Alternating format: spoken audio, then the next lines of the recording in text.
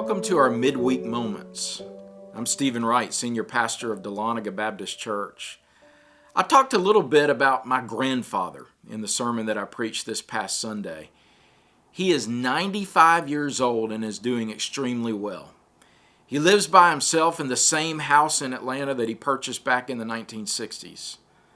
I spoke then about how my grandfather's generation, the greatest generation, experienced God as their sure foundation as they endured so much as a part of their lifetimes, the Great Depression, World War II. They knew that He was their shield and protector, and we would do well to learn from them. However, there's another characteristic about my grandfather that I thought was pretty neat growing up as a child. He loved sports, and he could seemingly predict the winner in any outcome. I mean this seriously. He was rarely wrong. And so if I wanted my team to win a big game that they were about to play, I would ask my grandfather if he thought that they were going to win, and he would always tell me if my team was going to win that game or not. I can't ever remember him being wrong. He could predict the future of sports. Well, don't you wish we possessed the same kind of gifts when it comes to predicting the future? Don't you wish we could accurately predict what's going to happen with this COVID-19 pandemic? When it's going to be ending, when it's going to be over, when life as we once knew it will return. And yet the reality is that we can't do this. We can't say with certainty when all of this is going to be behind us. We can do our best to make guesses based on probability, but the truth is that none of us knows exactly what's going to take place. And that leaves a whole lot of folks feeling insecure. Because for many, the routines of our lives that brought so much meaning and purpose have been stripped away, and there's no telling when they're going to return. And we're left asking ourselves all kinds of questions, and unfortunately, we're not getting a whole lot of answers.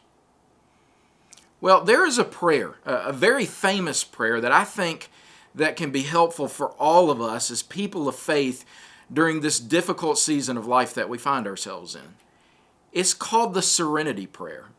You've likely heard it before and have prayed it before. It goes like this: God, grant me the serenity to accept the things I cannot change, the courage to change the things I can, and the wisdom to know the difference. The prayer itself was written by American theologian Reinhold Niebuhr in the 20th century. It became so popular that it's now the central prayer of the 12-step program used in Alcoholics Anonymous. And it's a prayer that has helped many to experience peace, serenity during times when they struggled to know what they could change as well as what they could not. It's a prayer that's developed a deeper faith and a walk with Christ in the lives of the countless individuals who've prayed it. We're going to be taking a look at this prayer this Sunday in a more detailed fashion and asking ourselves how it might apply to us as disciples of Christ during COVID-19 and how it might apply to our church. I hope that you'll join us on the lawn in the front of DBC at 10 a.m. or through Facebook Live or YouTube. Together, we're seeking the serenity that we need during these uncertain times to be the people of God that He's called us to be. So be encouraged.